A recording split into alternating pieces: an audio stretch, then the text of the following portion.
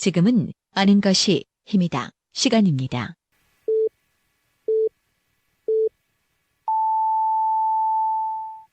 Welcome to the best podcast. Knowledge is power.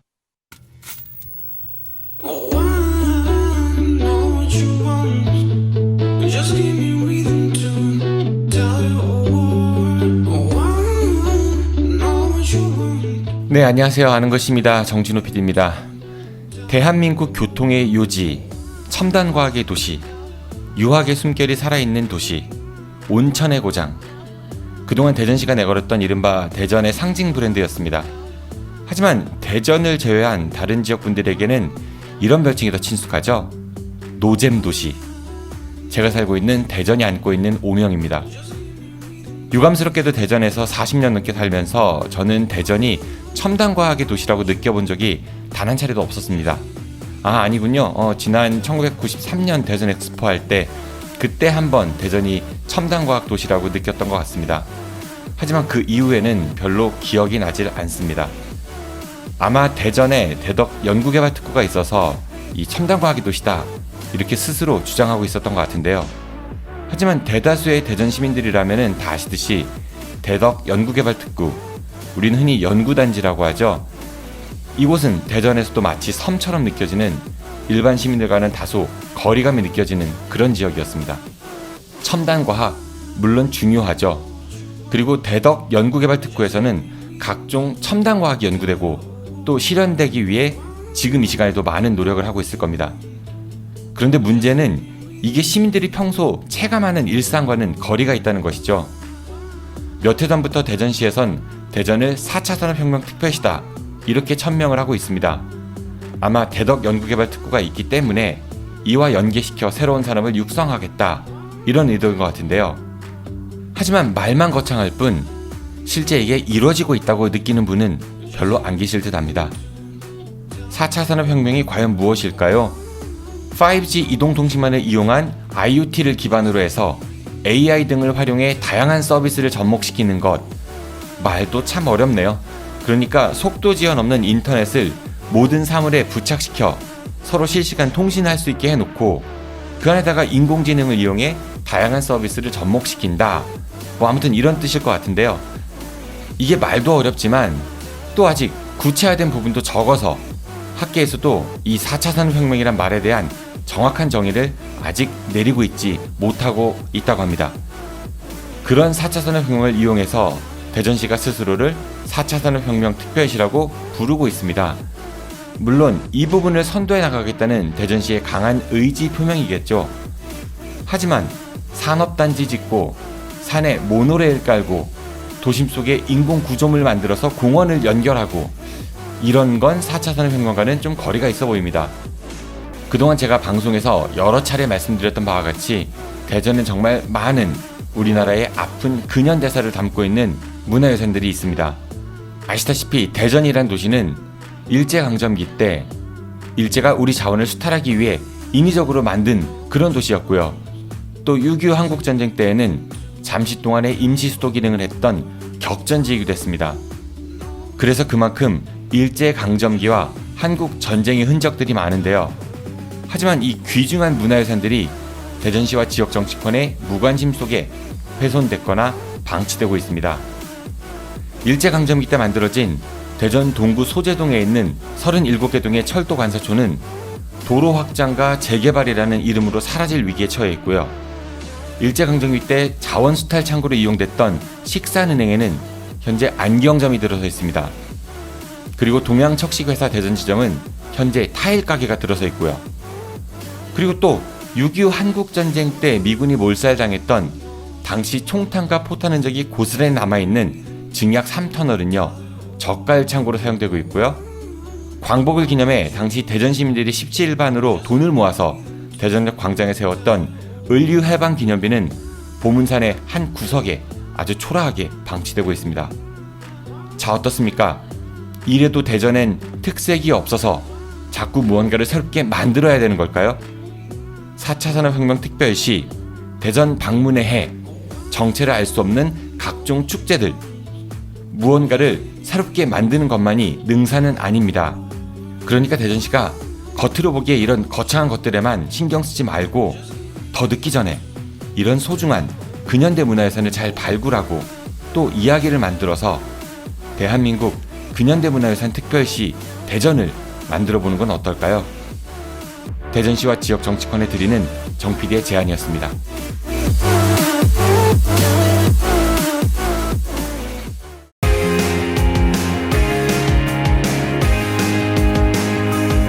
네, 한 주간의 대전, 세종, 충남 지역의 주요 뉴스를 정리해드리는 요즘 뭔일 이슈 시간입니다. 이번 주에는 오마이뉴스 장재환 기자 함께합니다. 기자님 안녕하십니까? 네, 안녕하세요. 네, 원조, 요즘 뭔일 이슈. 원조. 원조. 휴가는 다녀오셨어요? 이번 휴가는 좀 다들 어렵죠. 비도 많이 오고 그래서 저도 뭐 휴가는 쓰긴 했지만 뭐 제대로 어디 다녀오지는 못했습니다. 휴식의 시간을 가지셨다 이렇게. 네. 부럽습니다. 네. 네. 지난 한 주 동안 요즘 무슨 일이 있으셨습니까? 예, 소개해 주시죠. 말도 꼬이네요. 오늘 세 가지 소식을 준비해봤는데요. 네. 우선은 그 한전 원자력 연료에서 사고가 일어나서 방사능이 누출됐다 이런 사고 소식하고요. 두 번째는 대전시 공무원이 구속이 됐는데요. 왜 구속이 됐는지 그 일하고 마지막 세 번째는 대전시 정무부 시장이 사표를 내고 대전 도시공사 사장에 응모를 했어요. 그래서 이게 뭔 일인가 이제 한번 알아볼까 합니다. 이 세 가지 소식 준비했습니다. 세 가지 다 굵직굵직하네요. 먼저 첫 번째 한전 원자력 연료에서 방사능 뭐였죠? 육불화 우라늄이었던가요? 네, 그렇습니다.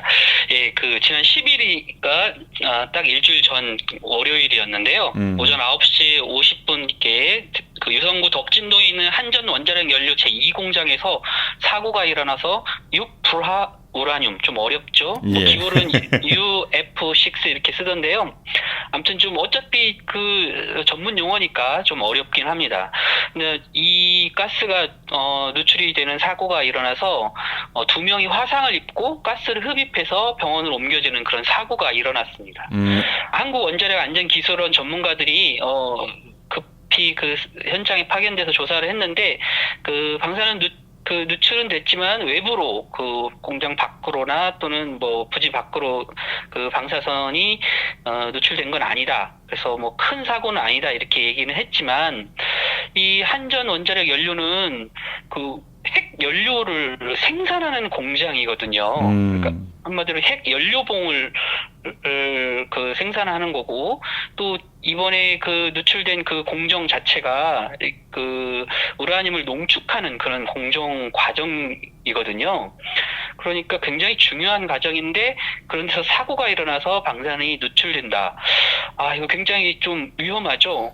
그러니까 한편으로는요, 이게 딱 얼핏 들으면은 밖으로 안 세워놨으니까 됐지라고 생각할 게 아니라 이 핵 관련 사고는 한번 잘못되면 끝장인데 대전에서 굉장히 돌이킬 수가 없잖아요. 그러니까 대전에서 굉장히 크고 작은 이런 사고들이 많이 나다 보니까 어느 순간 시민들도 좀 무감각해지는 게 아닌가 싶은 생각이 들기도 해요. 사실은 저희도 그래요. 저희도 하도 누출되고 많으니까 또 났어 뭐 이럴 정도거든요.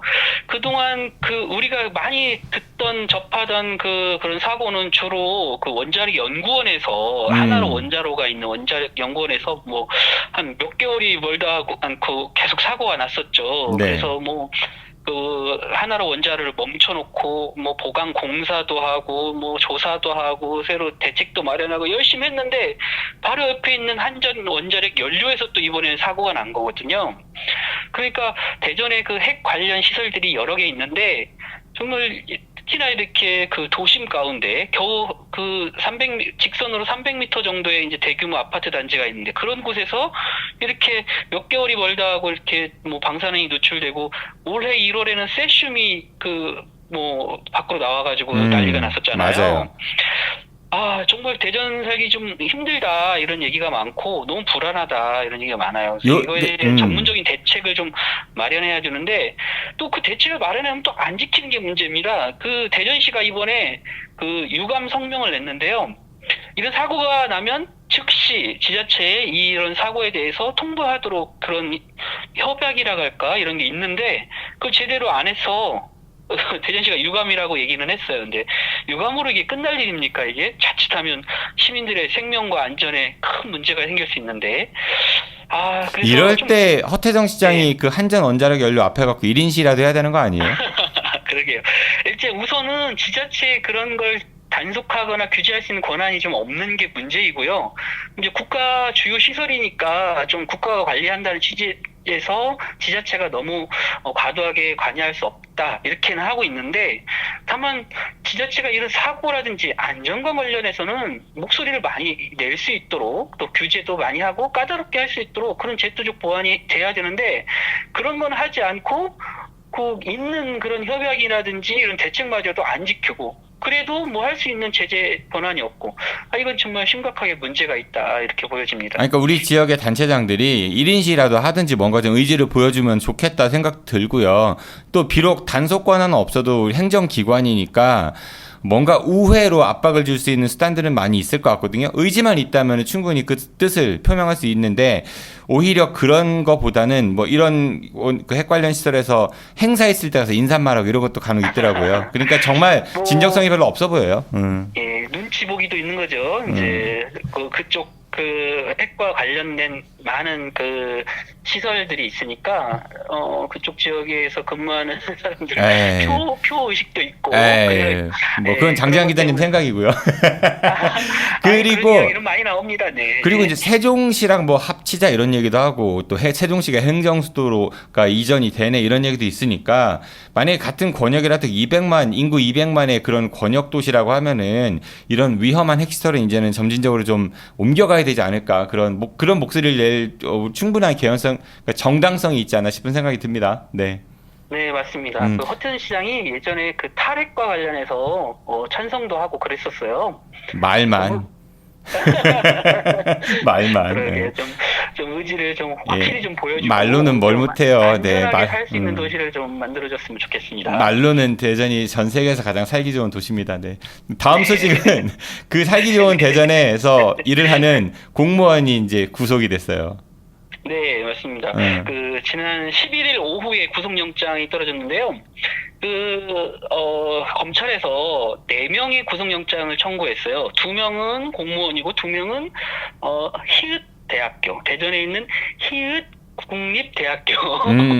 다 아시죠? 국립대, 네. 2개 있죠. 네. 충남대와 한밭대 2개 있는데, 네. 네. 히읗입니다. 네. 그 대학교 교수 2명, 이렇게 4명을 구속영장을 청구했는데, 법원이 그 영장 발부는 1명을 해서 1명이 구속됐고요. 그 구속된 사람이 대전 도시재생본부, 도시재생주택본부의 공무원입니다. 혐의는 도안 2-6지구 개발사업과 관련해서 업체로부터 금품을 받았다, 뭐 금품, 그러니까 향응이나 뇌물 등을 받았다, 이런 혐의가 있고요. 구속영장이 발부된 걸로 봐서는 상당히 그 혐의가 소명이 된다 이렇게 보여지고요. 다만 이제 구속영장이 기각이 된 3명은 뭐 다툼의 여지가 있다 이렇게 해서 영장이 발부가 안 됐습니다. 그런데 그리고 그 검찰이 수사를 통해서, 긴 수사를 통해서 그 4명을 그 구속영장을 청구했다는 건 그래서 상당한 혐의가 있다는 거잖아요. 이게 지난번에 압수수색했던 거랑 관련이 있는 거죠? 예, 맞습니다. 지난달 그 중순경에 압수수색을 대전시청에 와서 압수수색을 하고, 또 외부 그 위원들, 그 교수라든 이번에 영장이 청구됐던 위원들, 외부 위원들, 이런 사람들의 집까지 다 이렇게 압수수색을 했었거든요. 그때 확보한 자료를 근거로 이번에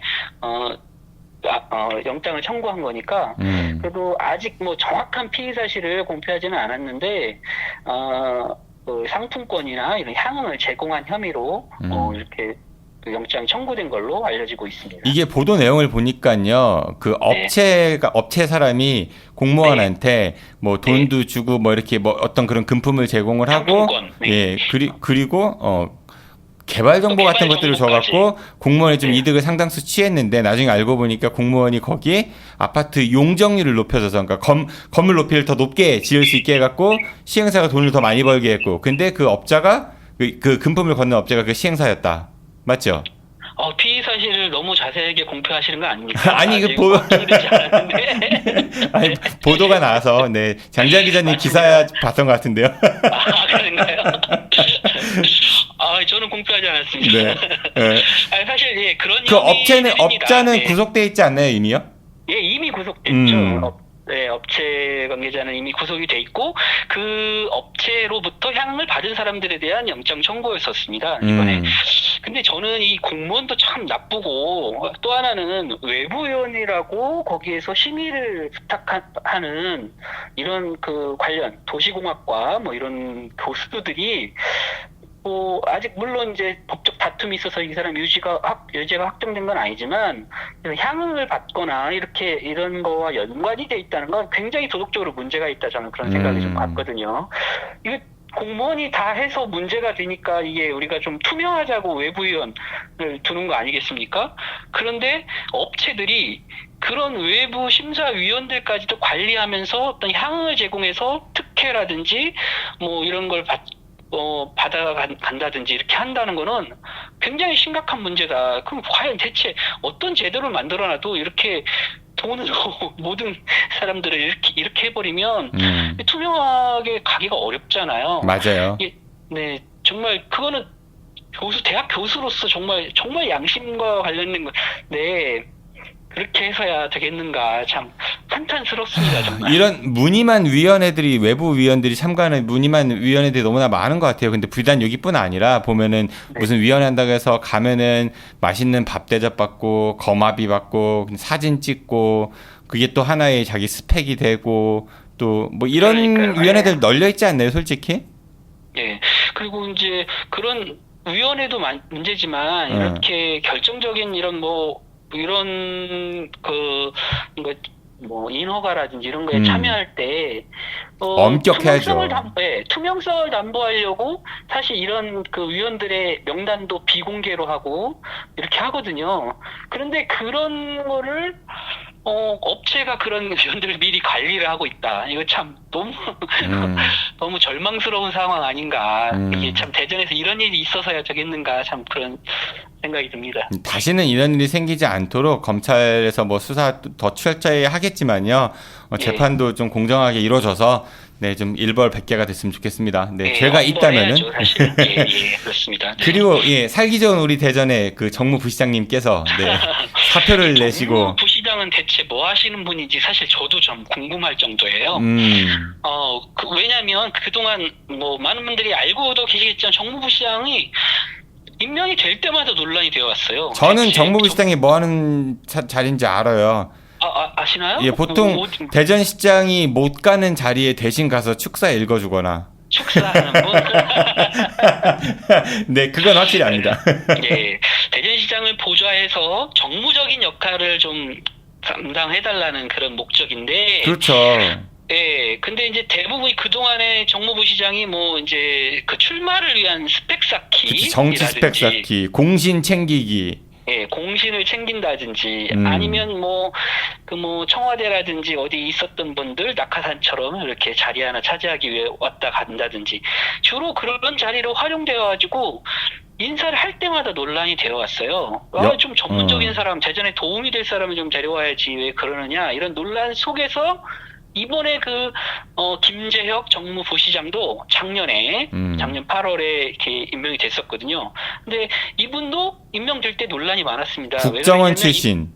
그렇습니다. 30년 동안 국정원에 몸담았던 분인데 과연 그분이 대전시 행정에서 어떤 전문성이 있고 어떤 도움을 줄 수 있느냐, 그때 논란이 많이 됐어요. 근데 대전시가 뭐라고 발표했냐면 이분이 국정원에 있으면서 경제 관련 일을 계속 해왔기 때문에 대전의 경제 그 활성화에 큰 도움이 될 거다. 나 그것도 이해가 안 가요, 기자님. 왜냐하면은 경제 전문가면은 경제통상진흥원장을 시켜야지 왜 정무부 시장을 시켜요. 그러니까 국정원에서 아마 대기업들 의장들 정보를 취업하는 일을 많이 하셨는지 그래서 대기업 유치에 힘쓰라고 아마 정무부 시장을 시켰는가 싶은데 딱히 뭐 어떤 성과는 잘 안 보여요, 이분이. 뭐 그건 그렇다 치는데 이분이 1년 하고 이제 그만두고 다시 도시공사 사장 응모를 했거든요. 거의 뭐 내정 단계라고 하는 보도들이 많은 것 같아요. 아니, 그렇게 예상할 수밖에 없는 이유가, 아니, 부시장을 하다가 산하 기관장에 응모하는 거는 사실 엄밀히 따지면 조금, 직책으로도 좀 낮아 보이고, 꼭 낮지 않다가 하더라도, 그게 그 자리를 그렇게 이동하는 게 모르냐는 거죠. 그건 이미 다 시장과의 어떤 암묵적 합의가 있지 않고서, 그런 일들이 있을 수 있는가, 뭐, 이런 거 하고요.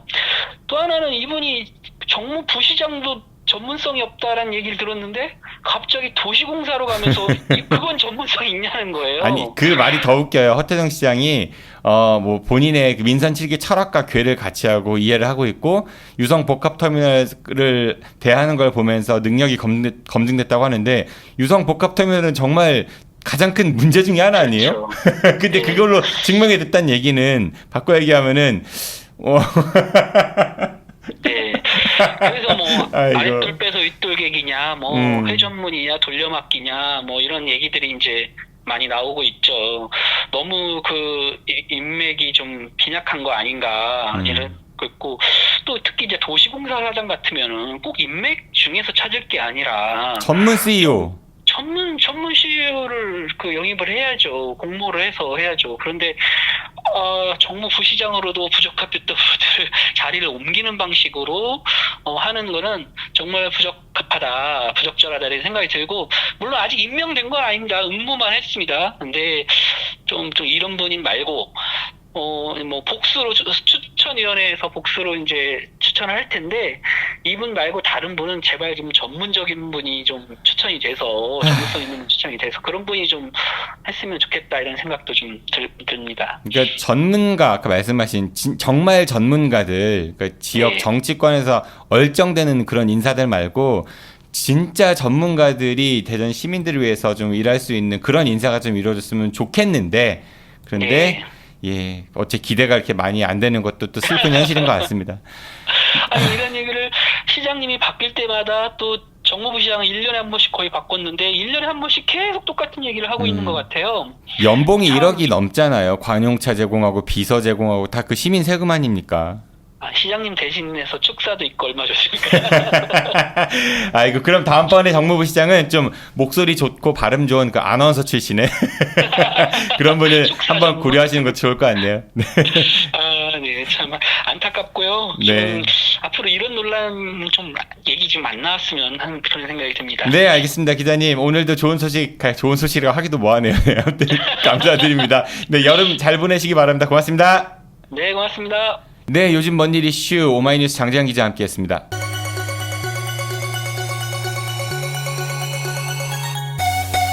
네, 달콤살벌한 인터뷰 시간입니다. 얼마 전 내린 폭우로 대전시에서도 안타까운 사망 소식이 전해졌었는데요. 특히 대전 중구 중촌동 일대에서는 이 침수 피해가 났을 때 배수를 확인하던 시민께서 그 미끄러져 넘어졌다가 이 머리를 다쳐 뇌사 상태에 빠졌다가 결국 엿새 만에 숨진 일도 있었습니다. 그런데 이 사고가 단순히 폭우 때문만은 아니었다고 합니다. 그래서 이에 대해서 좀 자세히 들어보도록 하죠. 대전 중구 중촌동에서 잉크 제조업을 하고 계신 창인 김영기 대표 전화로 만나보겠습니다. 대표님 안녕하세요. 네, 안녕하세요. 네, 현재 중촌동에서 그러니까 그 사업장을 운영하고 계신 거죠?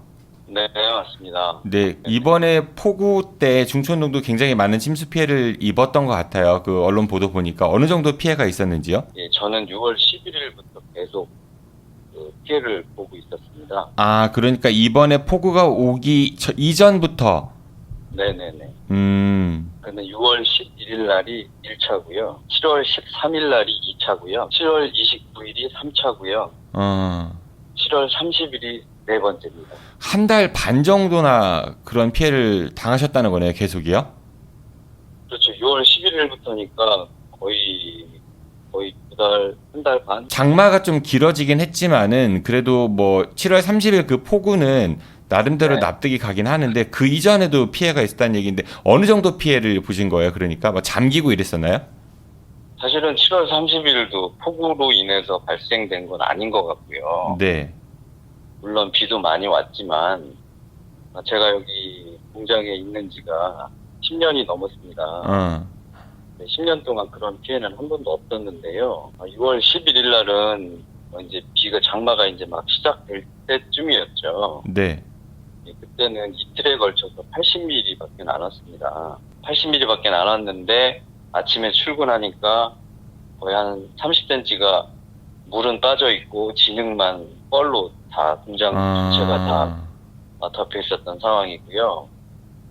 그래서 제가 그 원인이 뭔지를 찾으려고 일단은 6월 11일 날 오자마자 하도 황당해서 그런 경험이 한 번도 없었기 때문에 네. 바로 중구청에 민원을 제기를 했고요. 그 민원 제기한 다음 한 30분 정도 있다가 중구청 관계자들이 나왔습니다. 네. 네, 나와서 중구청 관계자분도 이거는 뭐 비가 많이 와서 그런 게 아니라 다른 원인이 있을 것 같다. 제 생각도 마찬가지였고요. 80mm밖에 안 왔는데 그렇게 뻘이 찰 정도면은 상식적으로 납득은 안 가네요. 네, 그래서 너무 황당했고 이거는 분명히 다른 원인이 있을 거다. 그래서 9시 반부터 저희 그 공장부터 시작하는 그 수로를 따라서 계속 그 수로를 찾아서 헤맸지요. 수로가 어떻게 연결이 되는지. 네. 그래서 유등천까지 빠져나가고 있다는 걸 확인하고, 근데 그 중간에 대우건설 프로지오 아파트 현장이 있습니다. 네. 그 현장 108동 옆에 그 배수로가 있고 그 배수로를 지나서 유등천으로 빠져나가는데 108동 앞에 배수로가 역경사져서 흙으로 다 덮여 있더라고요. 그래서 이거는 분명히 이게 원인일 건 같은데, 그래서 정확한 원인을 찾으려고 그 수로 안으로 직접 중구청 관계자가 들어가서 네. 그 프로지오에서 나오는 물들 그리고 역경사에서 빠져나오는 그 물들이 다른 우회 배수로가 있는지를 확인하기 위해서 그 원래 기존에 있는 배수로 간으로 중구청 관계자가 들어갔죠. 직접 들어갔다는 얘기인 거죠, 안으로? 네네네. 네. 직접 들어가서 우회 배수로가 없는 걸 확인하고, 그리고 전에 아파트 현장이 들어서기 전에 인공위성 사진과 지금의 사진을 비교를 해봐서 비교를 해봤더니 분명히 거기에 수로가 있어야지 되는 게 맞는 거고요. 그쪽으로 빠져나갈 수밖에 없는 거거든요. 이 지역의 물들이. 그래서 그거를 확실하게 확인한 게 한 15분 정도 됐고요. 네. 그때쯤에 그 대우건설 관계자들이 나왔습니다. 나와서 그때 문제 제기를 한 거죠, 처음에. 그때부터 시작입니다, 이게. 아니, 그런데 말씀 듣다 보니까요. 네네네. 뭐 좀 실례되는 질문일 수도 있는데, 혹시 네. 10년 정도 되셨다고 했잖아요. 그 중천동에 오신 지가? 네네네. 그 잉크 제조업 하시기 전에 뭐 형사 이런 거 하셨어요? 예? 형사 이런 거 하셨어요? 뭐 형사? 예, 굉장히 그 자세하고 치밀하게 그런 것들을 네네. 준비하시고 알아보신 것 같아가지고 어쨌든 그 원인은 위성 사진도 막 있는데, 비교를 하시고 대단하십니다. 네. 예, 그거는 제가 한 게 아니라 그쪽 중계청 관계자들이 아이디어를 내셔서 네네. 이거는 전과 지금 현재를 비교를 해보면 명확한 거 아니냐. 그래서 중구청 관계자들이 그 아이디어를 내서 진짜 확인을 해보니까 그렇더라고요. 네. 그래서 처음에 그때 문제 제기를 한 거죠. 저는 형사는 아니었고요.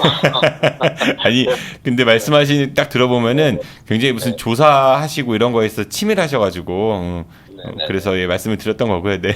너무 황당했기 때문에 일단 원인은 분명히 있을 텐데 그 원인을 찾기 전까지는 저는 그 아파트 뻘로 차 있는 건 건들지도 않았거든요. 일단 원인이 가장 급했기 때문에 분명히 이거는 다른 원인이 있다라고 생각을 하고 이제 원인 조사를 한 거죠. 네. 중구청 관계자하고 물론 저 혼자 했으면 굉장히 힘들었을 거예요.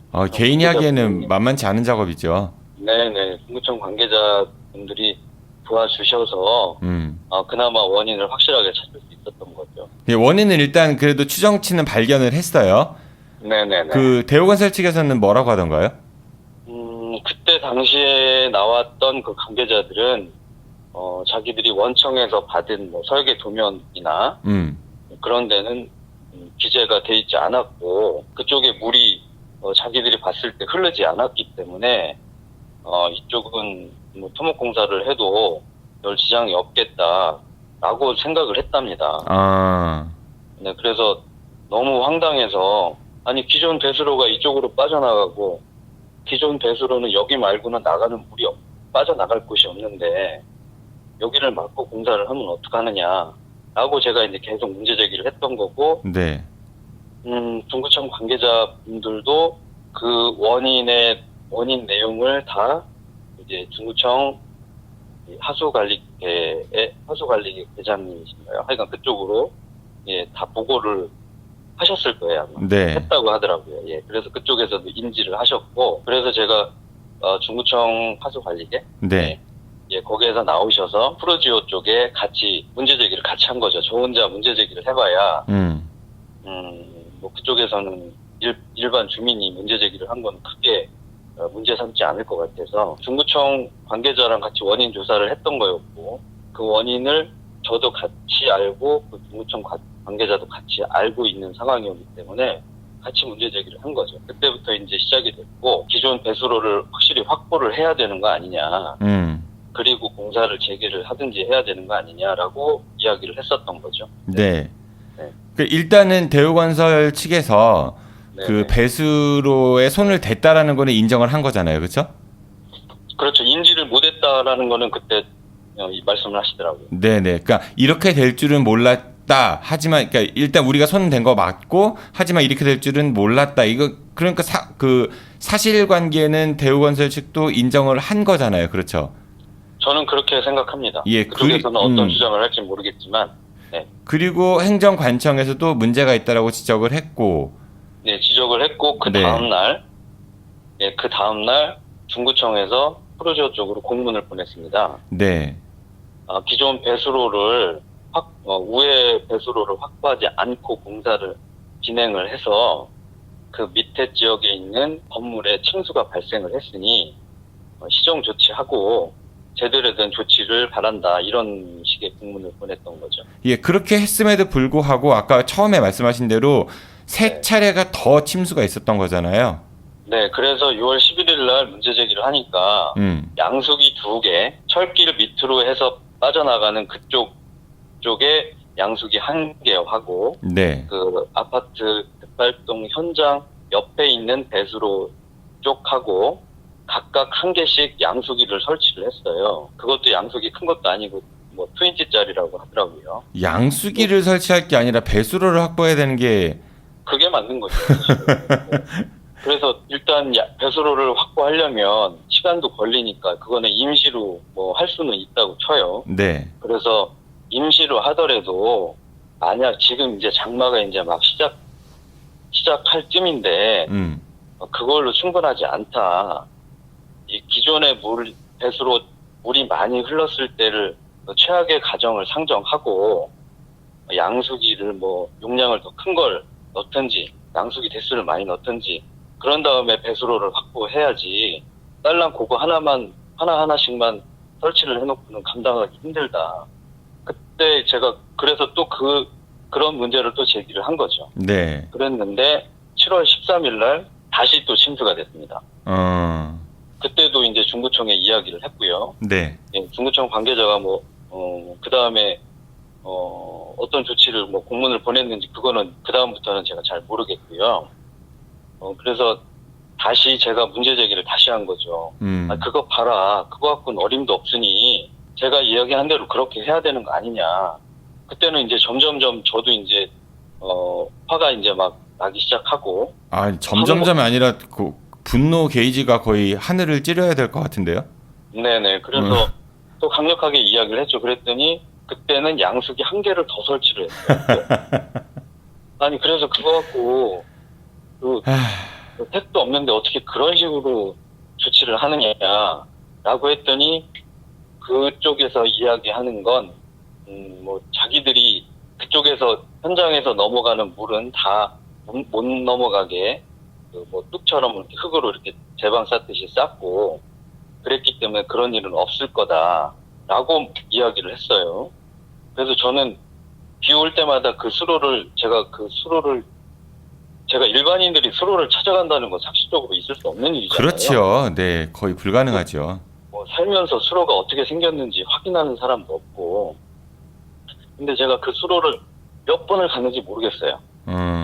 그거를 확인하기 위해서. 근데 계속 그런 식으로만 조치를 하더라고요. 아니 원상복구만 하면 될 거 아니에요. 네네. 자기들 손댄 거 왜 괜히 네네네. 손을 대갖고 남들 피해를 주냐 이거죠. 원상복구만 될 거를 무슨 그 양수기도 큰 것도 아니라 차라리 뭐 물 먹는 하마 갖다 놓으라고 하지. 자, 아이고. 그래서 계속 그래서- 피해를 보시다가요. 네네네. 결국은 어떤 주민 한 분이 배수로 확인하시다가 넘어지셔가지고 머리 다치셨다가 이제 사망하신 일도 있었다면서요. 그거는 이제 제가 이제 7월 29일 날 세 번째 피해를 봤습니다. 또. 네. 7월 29일 날 또 침수가 됐어요. 그러니까는 그때부터는 7월 6월 11일 날은 거의 한 30cm가 침수가 됐고요. 네. 7월 13일 날은 한 10cm 정도가 됐고요. 7월 29일 날은 한 50cm가 됐습니다. 아. 점점점 이제 수위가 올라가는 거예요. 그래서 이제 제가 너무 화가 나가지고 참을 수 없어서 현장 사무소로 쫓아갔습니다. 네. 쫓아갔더니 그때 하는 이야기가 자기들도 인지하지 못했던 그 배수로 옆쪽에서 흘러나오는 물들이 있더라. 뭐 그런 이야기를 해가면서 그 양수기를 아파트 현장 안에 있는 물을 뭐 삽시간에 뺄 수 있는 능력을 가진 양수기를 4대를 주문했다. 그런 이야기를 하시더라고요. 아니 왜 자꾸 양수? 그 전에 그런 조치를 하든지 임시라도 하려면. 네. 근데 29일 날에서야 그 이야기를 하는 거예요. 제가 가서 항의를 하니까. 그러니까 오전에 제가 이제 침수가 되고 프로지오 쪽에 계속 담당자한테 연락을 하니까 그쪽에서 인지를 하고 안 되겠다 싶어서 뭐 6인치짜리 펌프가 용량 큰 건데 그거 4대를 주문을 했다라는 이야기를 하더라고요. 제가 현장 사무소에 가니까. 네. 그래서 그걸로 충분하지 않으니 원래 배수로를 확보하는 게 맞지 않냐.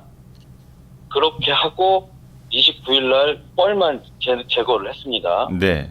제거를 했는데 그 다음 날이 이제 문제였죠. 30일 날은 이제 1, 2, 3차는 저 혼자만 피해를 본 거고요. 4차 7월 30일일 때 7월 30일은 그때는 또 비가 더 많이 왔어요. 오기도. 네. 그래서 저희가 1m가 침수가 됐고요. 아. 저희가 이제 침수가 되면 다른 지역으로 넘어가니까 옆에 있는 주민들의 집들까지 이제 침수가 되기 시작한 거예요. 7월 30일 날은.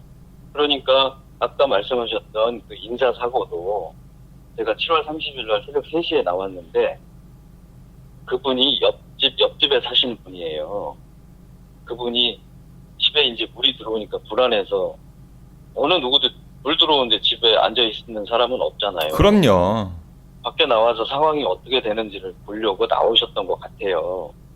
그래서 한 4시 반이나 한 5시 정도에 나오셨는데 그때부터 이제 어떻게 된 상황인지 돌아다니고 주민들하고 이야기하고 그러시다가 미끄러져서 넘어지셨어요. 넘어져서 뒤통수를 뻑 치는 소리를 제가 뒤돌아 있을 때 그 소리를 듣고 바로 이제 그 같이 계셨던 분들한테 소리치고 119 불러라고 하고 119를 6시에 제가 신고를 했고요. 저 말고도 네. 다른 사람들도 많이 신고를 했겠지만 6시 9분에 와서 앰뷸런스에 실려갔습니다. 실려가고 5일 만에 사망하셨습니다. 이거 정말 막을 수도 있었던 그런 사고였던 것 같은데 네네. 저는 좀 이해가 안 가는 게 건설사도 그렇다 치더라도 네네. 중구가 초반에는 굉장히 적극적으로 조사도 해주고 또 뭐 공문도 발송하고 이랬다고 하는데 네네. 그 이후에도 변함이 없다라고 하면은 뭔가 행정적 조치를 내려야 되지 않는가 이런 생각이 들거든요. 근데 언론 보도를 보면은 대전 중구에서는 네네. 뭐 공문을 여러 차례 보내고 구두로 이야기를 전달하고 이랬다는데 아니 네네. 그동안 한 달 넘게 동안 변화가 없었으면 뭔가 좀 행동에 조금 더 강력한 행동에 나서야 되지 않는가 싶은 생각이 드는 거죠. 그렇죠. 그 상황에 최악의 상황이 돼서 그때서 이제 중구청 뭐 그 전에도 나오시긴 했지만 이제 30일 날은 이제 여기 있는 주민들도 다 나오시고 이제 난리가 나고 현장 소장도 그때 나오시고요.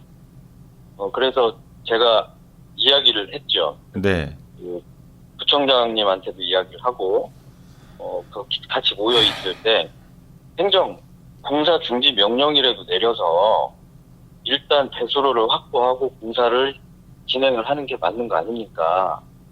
어떻게 이렇게 매번 똑같은 일이 계속 더 점점점 심해지게 반복적으로 일어납니까?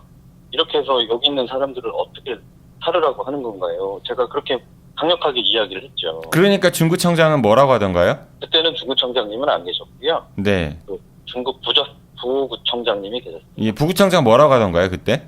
확실한 답변은 안 하시고요. 이제 조치하겠습니다. 말로만. 검토하겠습니다. 이런 이야기 하고 가셨어요. 사람이 지금 죽었고, 그리고 그 삶의 터전이나 이런 것들이 다 아주 쑥대밭이 됐는데 뭘 검토를 해요. 이거는 제가 봤을 때는 대전 중구가 너무 미온적으로 대처했기 때문에 이렇게 일이 커지지 않았나 저는 그런 생각이 들거든요. 지금에 와서 생각해보면 지금 충분히 막을 수 있었던 거거든요. 그럼요. 예, 대표님께서 그동안 얼마나 많은 문제 제기를 해오셨고, 그렇죠? 네. 중구에서도 그만큼 공문도 발송하고 있는데 대우건설 측에서 움직이지 않았으면은 그에 따른 적절한 조치를 취했어야죠. 그렇죠. 좀 더 강력한 조치를 취했으면 지금의 와서 생각해보면 좀 더 빨리 이 배수로를 확보할 수 있었겠죠. 그러라고 공직자들에게 시민들이 세금 걷어가지고 월급 주는 거 아닙니까? 그런 일 하라고. 그래서 7월 30일 날 그 현장 소장하고 그 중구청장님하고 같이 이제 현장에 가셔서 검토를 하셨는가 봐요. 네. 그래서 30일 날 오후에 포크레인으로 배수로를 이제 확보하기 시작했습니다. 정말 이건 정말 화가 나네요. 물론 그 대표님 입장에서는 행정관청의 그런 도움도 받으셔야 되니까 말씀하시기가 조심스럽겠지만은 저는 방송하고 또 일반 시민 입장에서 봤을 때 이거 사람이 죽어 나가고 1m 물이 잠겨야 그제서야 일이 이렇게 해결이 되는구나 이런 생각밖에 안 들어요, 정말. 지금의 결론적으로 보면 그렇게 된 상황이죠. 처음에 아파트 현장에 건설을 하기 전에 기존 배수로를 확보를 하고 했으면 이런 일이 없는 게 그게 첫 번째고요. 인재입니다, 인재. 예. 그리고 6월 11일 날, 그러면 6월 11일 날 침수가 됐고, 그 원인을 제가 분명히 이야기했고, 그 원인을 자기들도 파악해서, 이런 문제가 있구나라고 인지를 했으면, 7월 30일 날 조치했던 그 조치를 6월 11일 날 조치를 했으면 2차, 3차, 4차 때 인사사고도 있었지만 2차, 3차, 4차는 발생하지 않았을 거 아닙니까? 저는 그게 제일 이해가 안 돼요. 그 전에 분명히 할 수 있었는데 왜 그거를 그렇게 계속 미루다가 시간적인 여유도 충분히 있었고 검토할 수 있을 만한 시간도 있었는데 그걸 왜 이렇게 미루다가 이렇게 사고를 크게 만들었는지 전형적인 탁상 행정의 표본인 것 같습니다. 대표님, 그 피해 보신 그런 물품들에 대한 보상은 어떻게 얘기가 좀 되고 있나요? 제가 지금 4번째라고 했잖아요. 네.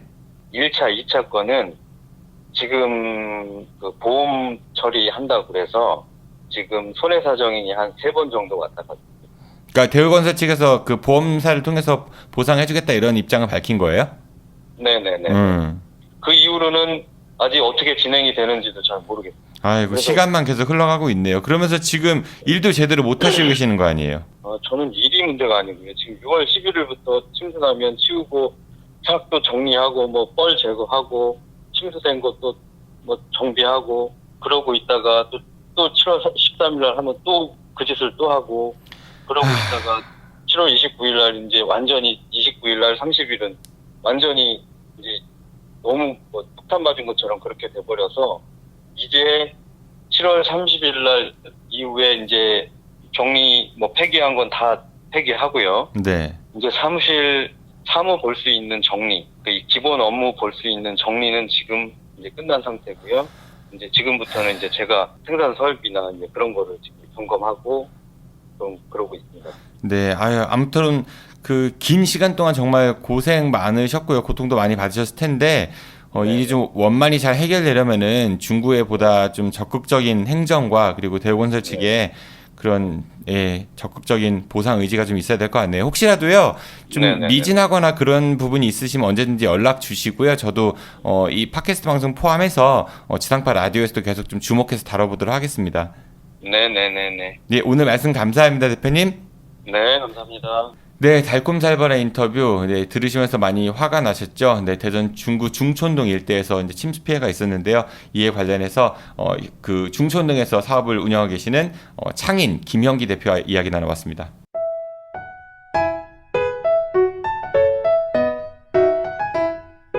지금 여러분들께서는 대전 지역 최고의 팟캐스트 아는 것이입니다. 정진호 PD의 먼데이 대전을 듣고 계십니다.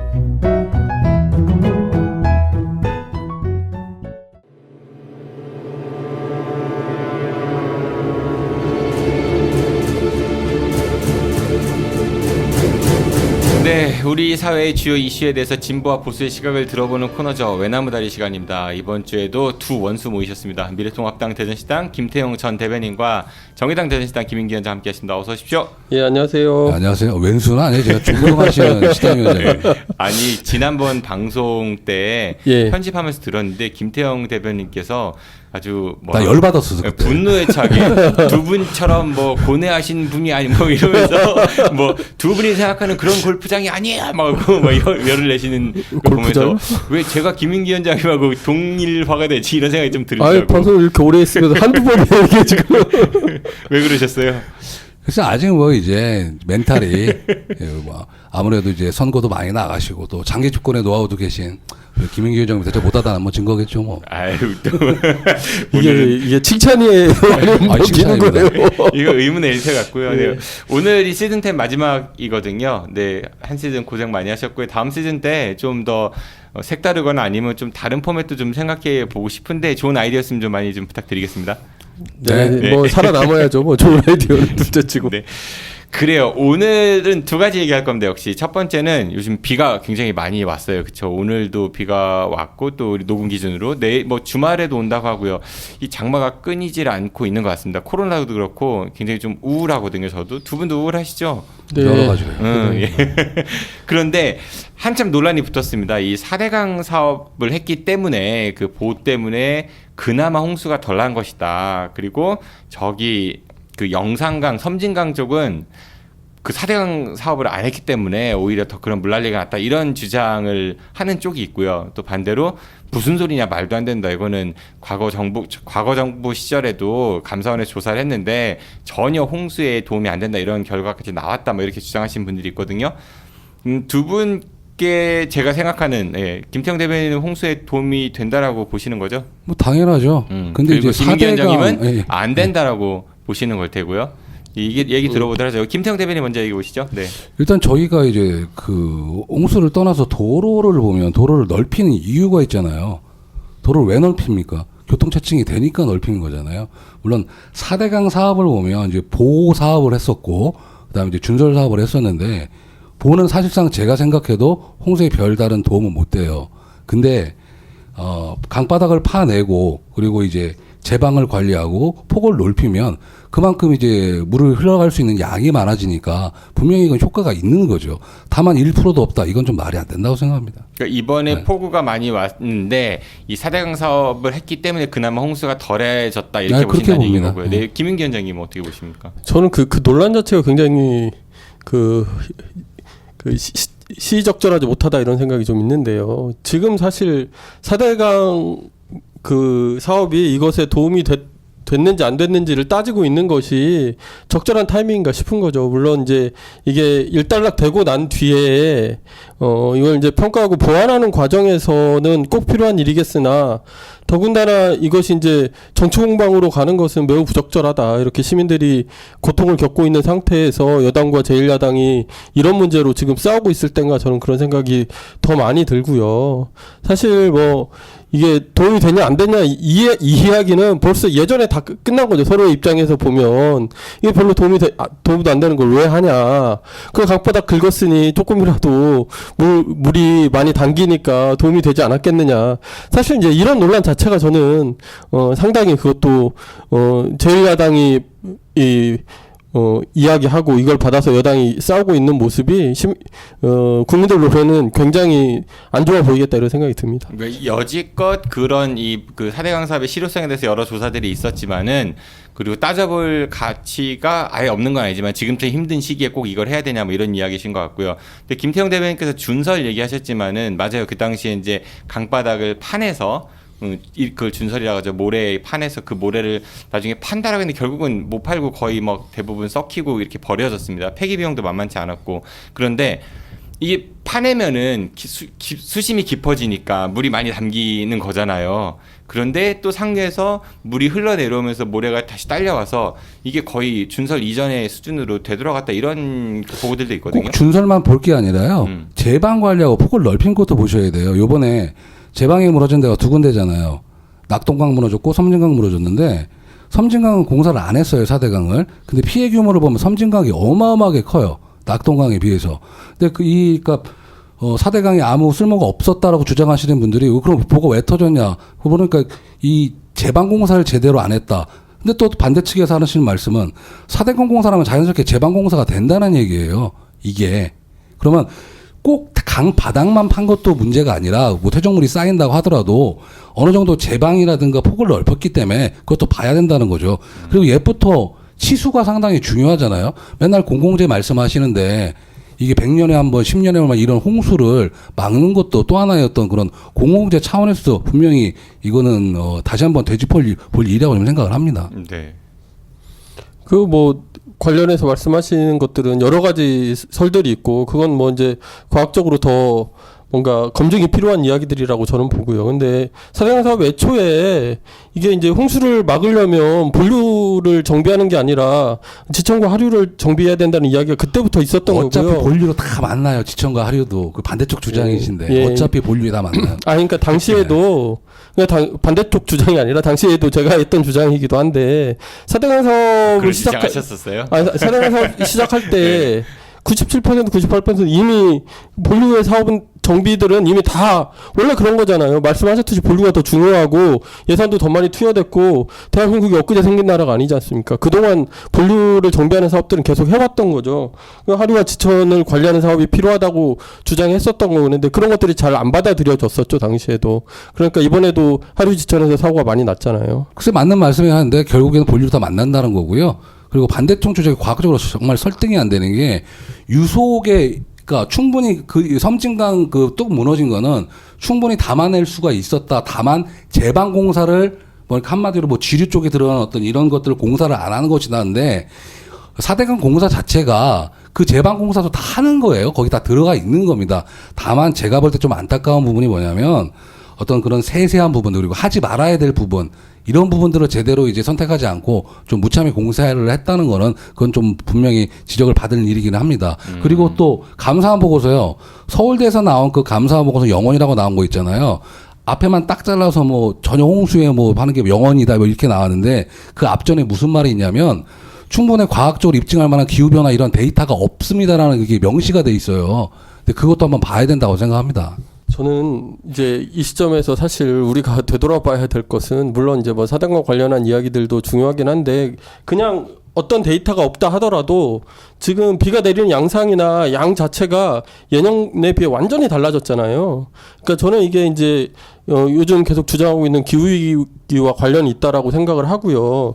이런 시점에서 이렇게 자연이 이렇게 경고하고 있을 때 이런 문제들을 전반적으로 검토하고 방향을 전환하지 않으면 사실 4대강 문제뿐만이 아니라는 거죠. 어떤 일이 벌어질지 모르는데 최근에 이제 문재인 정부가 그린 뉴딜 정책 발표하면서 사실 이제 그린 뉴딜의 핵심은 그린에 있는데 이게 이제 탄소 배출량을 어떻게 줄일 것인지에 대한 계획은 전혀 나오지 않고 뉴딜 정책만 발표했단 말이죠. 그러면 사실 이런 상황이 이제 이미 해놓은 4대강을 가지고 싸우는 것이 아니라 앞으로 벌어질 일들에 대해서 더 예방하고 준비하는 이런 논의들로 이어져 가야 되는데 그런 문이 열리지 않는 게 저는 참 안타깝습니다. 그러니까 예방하고 하는 게 치수 사업이에요. 이게 국민의 안전과 직결되는 문제입니다. 그렇게 생각 안 하세요? 예, 맞아요. 그러니까 4대강 사업 자체에 대해서 평가하고 보완하는 걸 하지 말자는 말씀이 아니라, 그러니까 지금 시점에 대해서 하나 말씀드렸고요. 두 번째는 이게 굉장히 정치적으로 지금 논의되고 있는 거잖아요. 이 문제를 처음에 꺼냈던 미래통합당 의원들은 사실 다 보면 정진석 의원도 MB 시절에 청와대에 있었고, 그다음에 주호영 의원, 이재호 의원 다 MB의 측근들 아니었습니까? 이러면서 사실은 미래통합당이 김종인 비대위 체제에 들어오면서 뭔가 이제 비박, 중도실용 이런 흐름으로 넘어오면서 이제 이분들이 사실은 이 상황에서 어떤 정치적인 노림수를 가지고 이 문제를 제기하기 시작한 이런 게 저는 굉장히 부적절하다는 거예요. 그리고 이거에 지금 여당이 대응하고 있을 때냐 저는 그렇게 생각하거든요. 아니, 뭐 4대강 잘못했다라고 검증이 된들 지금 그게 무슨 소용이 있냐는 거예요. 쟁점화했다는 저도 인정을 해요. 그러나 따져볼 건 따져봐야죠. 정권 바뀔 때마다 이건 맞고 저건 틀다 이게 말이 됩니까? 그러니까 지금 하는 게 부적절하다고 말씀드리는 거예요. 당연히 아니 문재인 대통령 조사 내리신 것 같던데. 답이 당연히 뻔하겠지만. 사대강 조사위에서도 내린 결론들이 있고 그대로 집행해야 되는데 집행도 안 되고 있고 그러니까 여당이든 야당이든 이 문제와 제1야당이든 간에 이 문제와 관련해서 문제들이 많이 있어요. 근데 지금은 그거 가지고 싸우고 있을 때가 아니라는 말씀을 드리는 거예요. 일정 정도 뭐 치수나 아까 지적하신 이런 뭐 홍수 예방 이런 부분들은 필요하다고 생각은 들긴 하지만은 그래도 이 4대강 사업, 이명박 정부의 4대강 사업은 22조 원이 넘는 막대한 돈이 들어갔고 또 실질적으로 그 해야 될 공사보다는 다른 쪽에 좀 치중이 많이 된 점 그리고 그 이후에 뭐 수변 관리라든지 아니면은 그런 보호를 이제 보완하고 유지 보수하는 그런 비용들 천문학적인 비용들이 너무나 많이 들어가기 때문에 그 사업 전체를 놓고 봤을 때는 이 정부에서 하는 도시재생 사업이 23조예요. 제가 볼 때는 4대강 사업이 차라리 낫습니다. 그건 동의하지 못하겠습니다. 도시재생 사업 받아서 손혜원은 구속당했잖아요. 구속 안 당하셨죠? 그게 뭐로 시발이 된 건데요.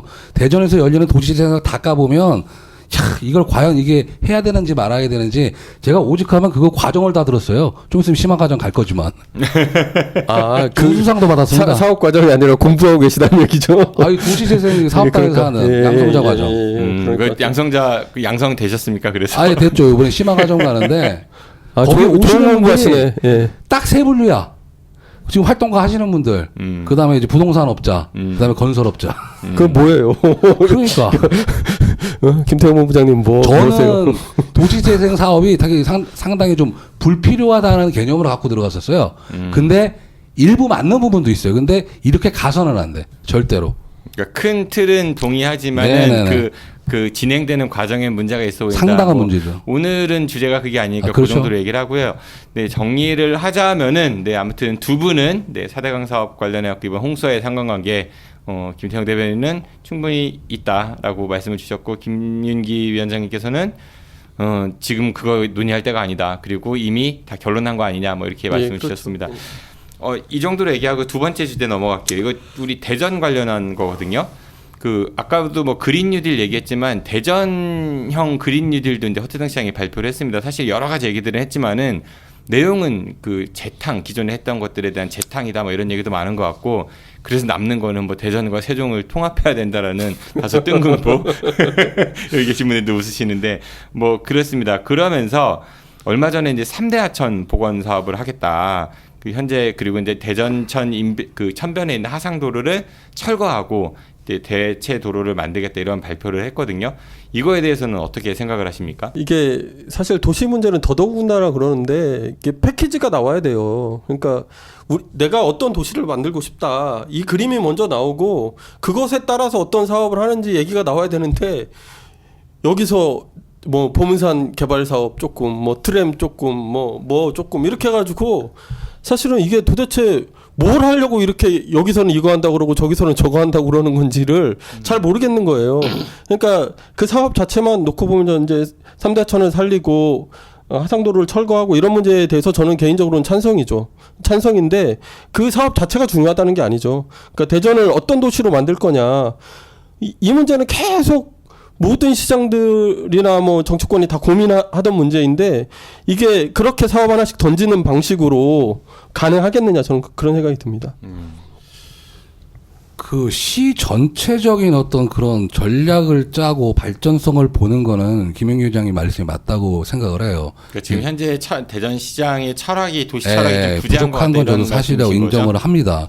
예전에 남충희 위원장님도 어떤 그런 부분에 대해서 많이 피력을 좀 하셨었어요. 근데 그렇긴 한데 오랜만에 소환됐네요. 남충희 위원장님. 대전천이 국가가처럼 승격이 됐잖아요. 네. 이번에 사업비를 보니까 지방비가 들어가는 게 별로 없더라고요. 한 4분의 1 정도 전체적인 사업비에. 그렇게 어떤 그런 실질적인 걸 따져 본다면 제가 만약에 행정가라면 할 수밖에 없지 않을까라는 생각을 좀 합니다. 근데 다만 이제 환경론자 분들께서 주장하시는 어떤 결국엔 토목공사가 아니겠느냐. 보여주기식의 뭐 이런 우려들이 있는데 뭐 그것이라고 할 망정 어떤 대전시에 조금이라도 가시적인 발전이 있다면 저는 찬성하는 편입니다. 총론은 그렇다 쳐요. 강론으로 들어가 볼게요. 뭐 3대 하천을 복원해서 자연 생태계 보존 이런 것들에 대해서 반대하실 분들은 거의 안 계실 것 같긴 해요. 그런데 하상도로가 원도심과 그 둔산 지역을 잇는 굉장히 중요한 기능을 하고 있잖아요. 많은 교통량을 지금 현재 또 담당하고 있고요. 그게 없어진다라고 했을 때 대전 시민들이 느낄 그 불편함이 굉장히 클 것이다. 뭐 이런 우려를 하는 분들이 많은 것 같거든요. 그거 어떻게 생각하십니까? 당장 불편하죠. 당장 불편한데 아까도 이제 말씀드렸지만 어쨌든 뭐 이게 기후위기의 문제도 있고 우리 이제 대전이 이제 저는 대중교통 중심 도시로 가야 된다고 계속 이렇게 주장했던 입장에서 보면 어쨌든 대중교통이 편리해져야죠. 더 편리해져야 되는데, 그러니까 자가용의 수요를 막는 것도 필요하거든요.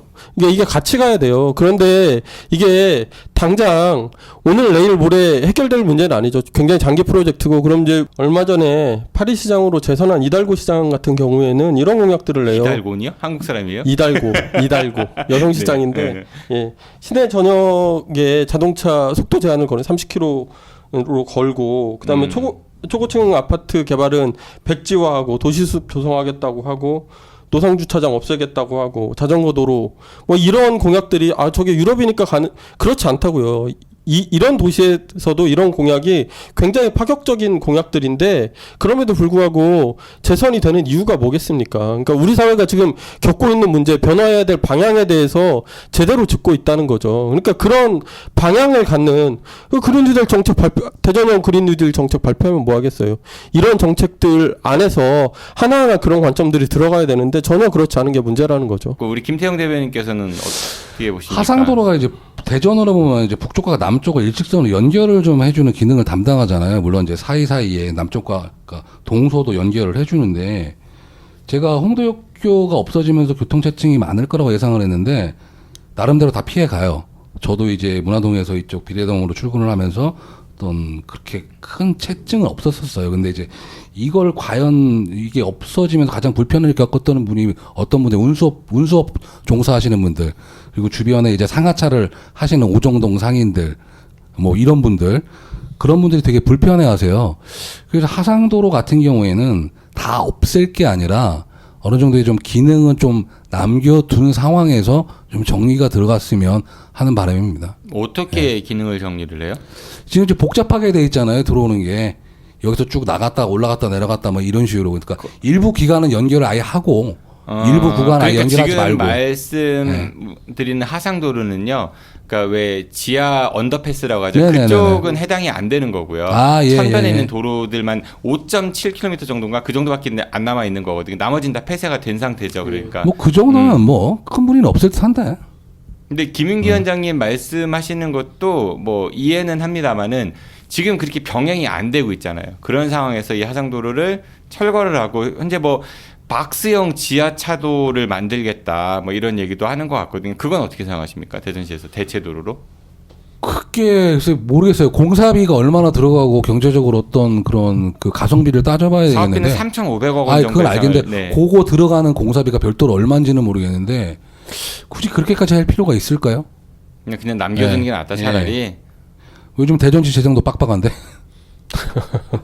저는 뭐 철거하고 그런 도로 안 만들어도 된다 이렇게 생각을 하고요. 박스형도 안 만들고. 예, 그러니까 그 말씀하신 게 어떤 건지는 저도 이해해요. 저도 이해하는데, 그러니까 중요한 것은 차라리 그 돈 갖고 대중교통을 늘려야 된다. 예, 그런 것도 있고요. 정책의 방향을 가지고 우리가 어떤 정책을 수행하려고 하는지를 시민들과 함께 소통하고 설득하고 그리고 피드백하고 이런 과정들이 있어야 된다는 거예요. 근데 자꾸 그러니까 뭘 하겠다는 발표만 하고 그러니까 왜 그렇게 되겠냐는 거예요. 다 이게 결국은 그런 측면으로 보면 예산 갖다가 국비 예산이지만 이거 뭐 남 있는 돈 아니지 않습니까? 근데 이거 갖다가 하상도로 철거하고 다른 도로 만들겠다라고 하는 건 그냥 토목 사업인 거예요. 코로나19 상황이 언제까지 갈지 모르는데 대중교통 수요를 계속 늘린다? 코로나19 와서 대중교통 수요 적자폭이 지금 상당히 많이 늘어났잖아요. 많이 안 타시지도 않고 500만 원 자가용 이용하고. 그것도 한번 고민 한번 해보셔야 될 것 같은데 무조건 대중교통만이 선이다? 이건 또 아닌 것 같습니다. 그러니까 무엇을 중심으로 그러니까 정책의 방향을 잡느냐 이런 문제를 말씀을 드리는 거고요. 물론 이제 그런 현상들이 일시적으로 나타나죠. 대중교통이 불리하거나 약점이 있거나 뭐 이거 완전 무결한 뭐라고 말씀드리는 게 아니잖아요. 예. 그런 측면에서 보면 당연히 이제 그런 걸 보완하는 어떤 시스템이 필요하죠. 예, 그런 것 자체를 부인하는 건 아니죠, 당연히. 알겠습니다. 네, 오늘은요, 오늘 외나무다리 시간에는 4대강 사업과 홍수와의 상관관계, 그리고 3대 하천 복원 사업과 대전에서의 하상도로 철거 계획에 대해서 두 분과 함께 이야기 나눠봤습니다. 두 분 시즌 10 고생 많이 하셨고요. 네, 다시 뵐 수 있기를 소망하겠습니다. 네, 고생하셨습니다. 안녕히 가십시오. 고생하셨습니다. 예, 수고하셨습니다. 네, 지금까지 외나무다리, 가만히 계셔보세요. 지금까지 외나무다리 미래통합당 대전시단 김태용 전 대변인과 정의당 대전시단 김윤기 위원장이었습니다.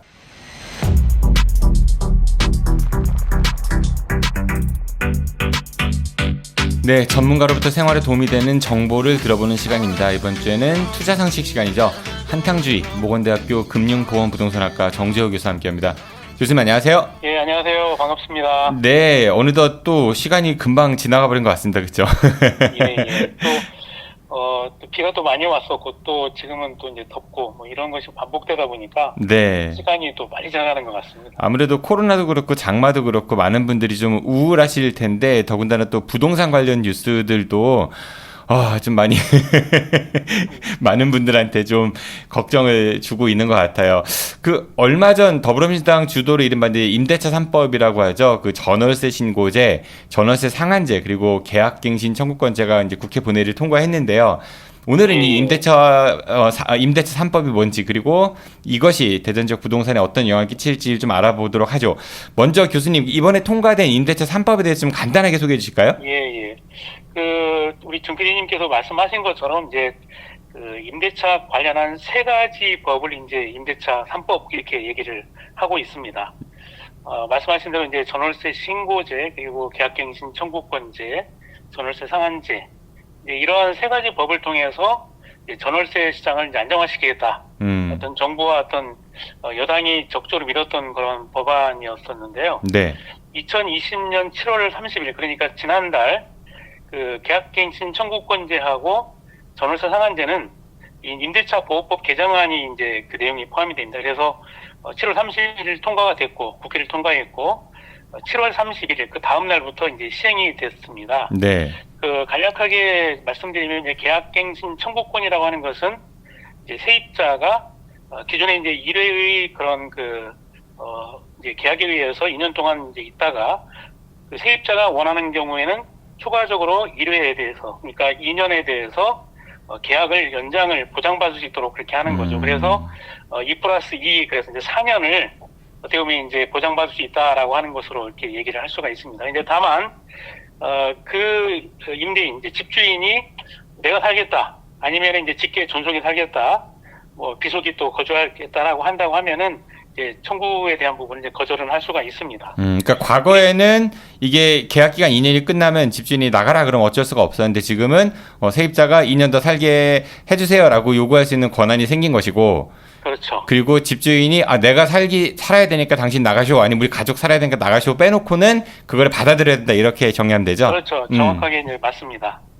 그리고 이제 또 하나가 이제 전월세 상한제인데요. 임대료가 이제 상승이 되면은 상승폭에 대해서 제한을 하겠다라고 하는 겁니다. 그래서 직전 계약했던 임대료의 5% 내외로 이제 한정을 하는 상한을 그어주는 거죠. 그래서 그렇게 돼 있지만 어쨌든 이 지자체가 이제 조례로 이제 상한을 정할 수 있도록 그렇게 했습니다. 네. 그래서 이제 좀 논란이 되고 있는 부분이지만은 지금 말씀드린 이제 계약갱신 청구권과 이제 전월 상한제는 법이 개정되기 이전에 체결된 그런 기존 임대차 계약에도 소급이 적용이 된다라고 하는 부분이 있습니다. 이게 그런데요, 교수님. 이 전월세 상한제가 5% 그래요. 집값을, 그러니까 임대료를 그렇게 과도하게 올리지 말라는 취지인 것 같은데 자칫 잘못하면은 5%라는 선을 주었으니까 5%는 무조건 올려도 된다. 사실 집세가 안 오르는 경우들도 많이 있잖아요. 주변 시장이나 시세를 봐서. 근데 그렇게 악용될 소지는 없을까요? 당연히 있습니다. 그래서 이제 좀 비꼬는 얘기지만은 집주인이 나는 안 올리려고 했는데 5%까지는 올릴 수 있으니까 올려야 되겠네라고 하는 그런 어떤 내용도 가끔 나오는 것 같습니다. 그래서 사실은 원래 본 취지는 오르지 않는 것이 가장 좋겠죠, 임차인들에게.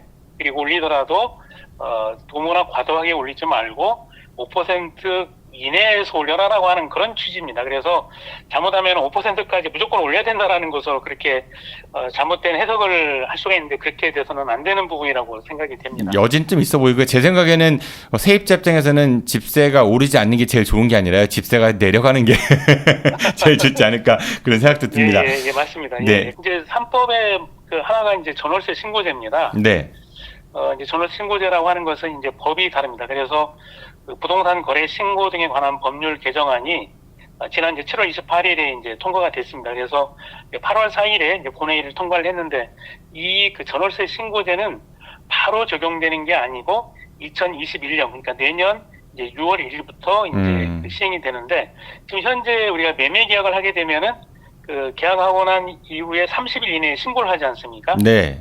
마찬가지로 이제 전월세 계약을 하면은 매매와 똑같이 이제 신고를 하는 거란 제도입니다. 그래서 이제 지금 현재는 신고를 안 해도 되는 거였죠? 예. 지금은 전월세 신고가 적용이 안 되고 있지만은 이제 내년 6월 1일부터는 이제 시행이 되는 것으로 그렇게 이제 보시고 아마 준비를 하거나 아니면 거기에 대해서 대비를 해야 될 필요성이 있습니다. 그 부동산 그동안 이제 임대 사업 하시는 분들이 나는 신고를 안 할 거니까 부가세 뭐 그를 깎아줄 테니까 뭐 세금계산서 발행을 요구하지 말아라 이런 계약들도 종종 있었던 것 같은데 이제는 그런 것들이 대부분 다 양성화 되겠네요. 예, 맞습니다. 그래서 어떻게 보면 이제 그 거래 투명성의 일환이라고 볼 수도 있고요. 그리고 또 한편으로는 이제 그 세금 부과에 대한 어떤 정당성, 형평성이라는 부분이 이제 가만히 된 것으로 볼 수는 있습니다. 네. 그런데 말이죠, 교수님. 요즘에 이런 얘기들 많습니다. 시중에 굉장히 돈이 넘쳐나고 있다. 뭐 일각에서는 1,100조가 넘는 유동자금이 있다. 이런 얘기들이 있는데 이런 돈들이 왜 유독 우리나라는 부동산에 이렇게 많이 쏠리고 있을까요? 예. 지금 이제 1,100조라고 사실은 얘기를 하는데요. 그, 얼마 전 대통령께서 3,000조라고 사실 얘기했습니다. 그거는 뭐냐면은, 저희가 이제 통화량을 따질 때 이제 아주 그 좁은 의미에는 이제 M1이라고 있습니다. 그리고, 이제 M2가 조금 더 이제 그보다 더 확대된, 이제 M1은 이제 정말 단기간에 이렇게 그 돈을 활용할 수 있는 그런 규모를 얘기하는 거고, M2는 이제 2년이라는 기간 안에서 이제 현금화를 하고 사용할 수 있는 그런 돈을 얘기하는데, 이제 그게 현재 3,077조 원입니다. 지난 6월 기준으로. 그래서, 우리가 봤던 부동자금 1,100조라고 하는 것이 어떻게 보면은 M2라고 하는 그런, 넓은 의미로 보면은 더 많다라고 볼 수가 있는데요. 이제 뭐 당연히 이러한 원인이 이제 최저금리, 지금 현재 어떻게 보면은 뭐 1%도 안 되는 그런 기준 금리가 있다 보니까 결국에 이제 돈을 많이 대출을 받고 돈을 좀 유통시키기 위한 그런 방안이라고 할 수가 있고요. 그리고 코로나19로 인해서 이제 경기가 좋지 못하다 보니까 이제 정부가 또 자금을 풀어서 또 유동성이 이제 풍부해지는 그런 부분인데요. 어떻게 보면 이제 통화가 많아지면은 이제 투자라는 개념으로 보면은 주식시장하고 금융시장하고 결국 이제 부동산 시장 두 어떤 선택입니다. 그런데 사실은 이제 전체적인 그 유동성이 너무 풍부하게 늘어났기 때문에 지금 주식도 사실은 많은 자금들이 흘러가 있습니다. 그래서 요즘에 저도 가끔 제가 이제 KTX 타고 다니지만은 KTX 안에서도 이렇게 주식 흐름을 보고 있는 그런 분들이 상당히 많아졌습니다. 휴대전화를 이용해서? 예, 휴대전화를 이용해서. 그래서 주식에 대한 그것도 자금도 많이 흘러갔지만은 또 늘어난 거에 대한 그런 안전자산이라고 하는 그런 부동산 시장에도 이제 들어오게 되는 거거든요. 그래서, 얼마 전 발표한 자료, 한국은행의 발표를 보면은, 지난달 7월에 늘어난 가계대출 7조 6천억 원 중에서 주택담보대출이 4조 원이 증가가 됐습니다. 그러니까 결국에 이제 50% 이상이 이제 그 주택담보대출인데요. 여기는 이제 우리가 말하는 이제 일반적인 이제 주택을 매입할 때도 있지만은 또 전세자금까지 포함해서 이제 얘기를 하는 부분인데 그만큼 주택 관련 수요가 늘어난 부분이고 늘어난 부분은 이제 어떻게 보면은 최근에 바뀌는 그런 제도에 의해서 뭔가 빨리 이제 거래를 하려고 하는 그런 부분도 있겠지만은 또 하나가 심리적으로 지금 주택을 구입하지 않으면은 나중에 더 힘들질까라는 그런 어떤 불안감도 사실은 있는 것으로 그렇게 볼 수가 있습니다. 그러니까 집값이 떨어질 것이다라고 기대하는 것보다는 집값이 뭐 오를 것이다. 앞으로도 계속 오를 것이다. 물가 상승처럼. 그러니까 지금이라도 사야 되지 않느냐. 이런 심리가 많이 작용한다 이런 얘기신 거죠? 예. 그래서 어쨌든 이러한 어떤 과잉 유동성 문제가 주택 가격의 상승을 견인은 하고 있다라고 하는 부분에 대해서는 뭐 저희가 할 얘기 없을 것 같습니다. 우리가요. 그런데 이렇게 집값이 많이 오르다 보니까 결국은 내 집 사는 거를 포기할 수밖에 없는 그런 계층들도 많이 늘어날 것 같거든요. 너무 비싸니까요, 이제는. 그래서 뭐 지금 임대 시장이 전세가 우리나라가 뭐 많았었는데 이렇게 또 전세값도 또 폭등을 하고 이러다 보면은 이번에 이제 보통 임대차 3법도 마찬가지고요. 결국은 우리나라도 그 다른 나라들처럼 이 전세에서 월세로 전환되는 거 아니냐 뭐 이런 전망도 많은 것 같아요. 예.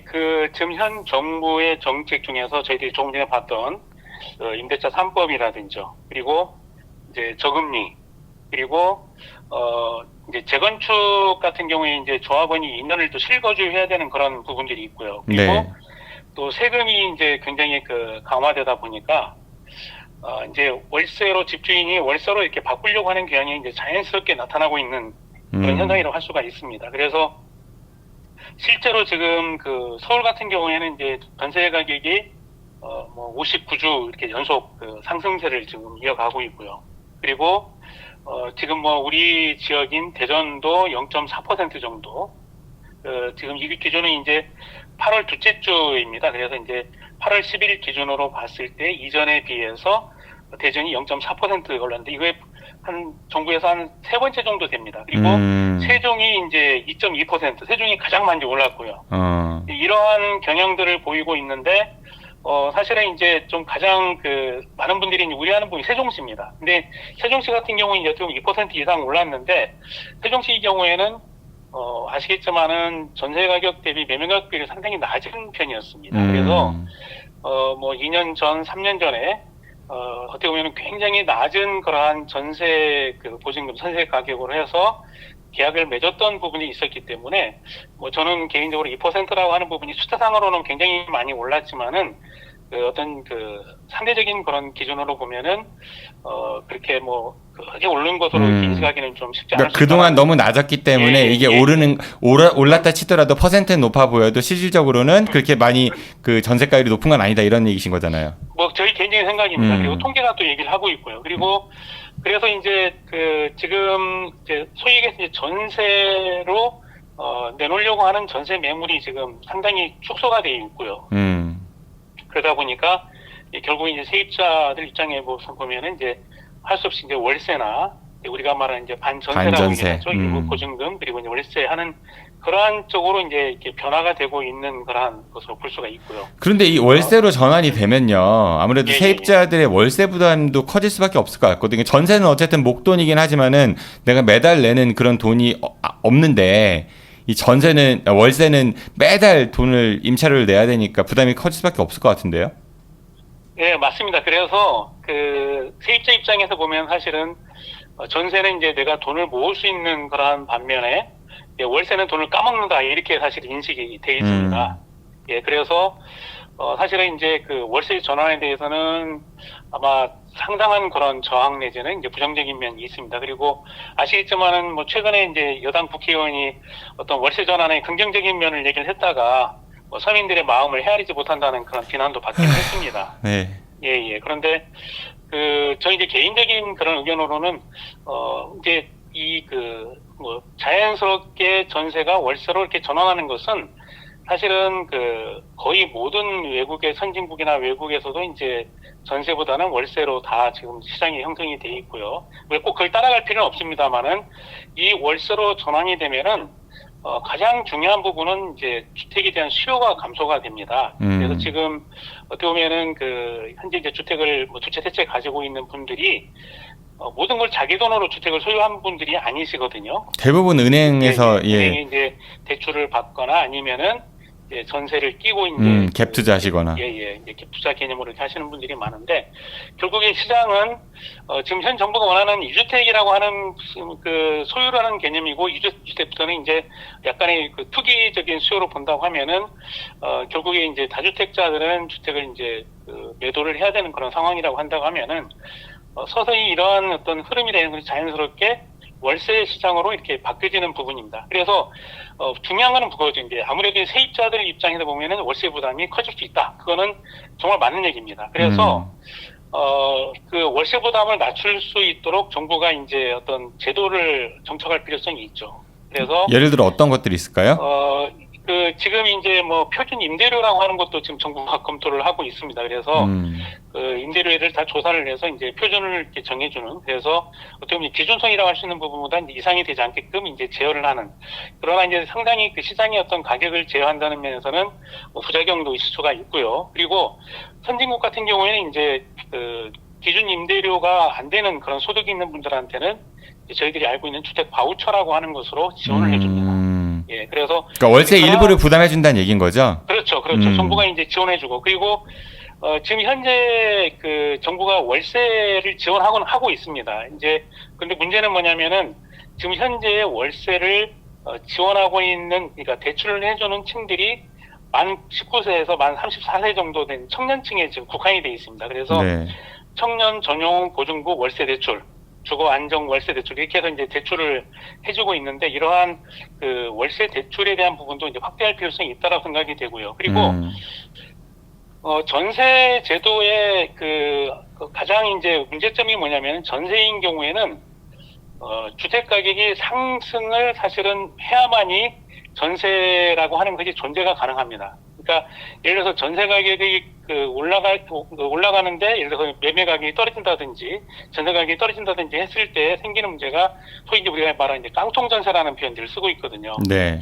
그 때문에 이제 이 전세라고 하는 그런 시장 자체가 상당히 그 불안을 가져올 수 있는 그런 요건이 있기 때문에, 전세는 어떻게 보면 이제 그 주택에 대한 수요를 잠재우지 못하는 그런 제도가 되는 거고요. 그리고 주택 가격이 상승을 해야지 전세라는 것이 존재가 되는 그러한 어떤 제도이기 때문에, 만약에 이제 그 이러한 월세로 시장이 자연스럽게 현 제도하에서 진행이 된다고 하면은, 무엇보다 중요한 것은 정부가 월세로 전환하는 것에 대한 대책들, 그리고 지원에 대한 부분들에 대해서 굉장히 고민을 하고, 그리고 어떻게 보면 주택 시장에 대한 어떤 구조적인 측면도 고민을 하면서 자연스럽게 변화되는 과정에서의 지원 방향들이 있지 않는가라고 하는 부분에 대해서는 충분한 검토를 해야 된다고 생각을 합니다. 네, 알겠습니다. 이게 점점 부동산 때문에 많은 분들 또 사회 각 계층마다도 다양한 의견들 또 갈등도 존재하는 것 같은데, 우리나라 부동산 시장이 분명 현재는 좀 비정상인 거는 분명한 것 같습니다. 좀 시간을 좀 두고서라도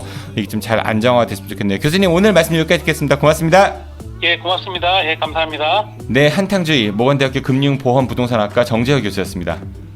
오늘은 여기까지입니다. 저는 수요일 웬스데이 대전에서 다시 찾아뵙겠습니다. 청취해주셔서 고맙습니다. 안녕히 계십시오. I'll be back.